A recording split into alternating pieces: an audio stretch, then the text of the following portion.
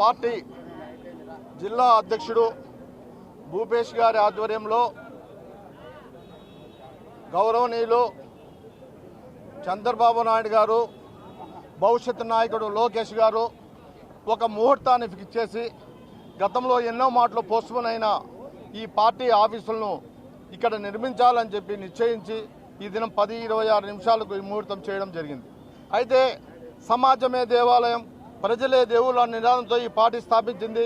ఇప్పుడు ఒక దేవాలయాన్ని కడుతున్నారు. పార్టీ ఆఫీస్ అంటే ఒక దేవాలయం. తెలుగుదేశం పార్టీ కుటుంబ సభ్యులు కానీ, నాయకులు కానీ అందరూ కూడా తప్పకుండా హాజరై మీ సమస్యల మీద మీరు పోరాడాలా. ఎందుకంటే ఈరోజు జరుగుతున్న వాస్తవాలు మీకు అందరికీ తెలుసు.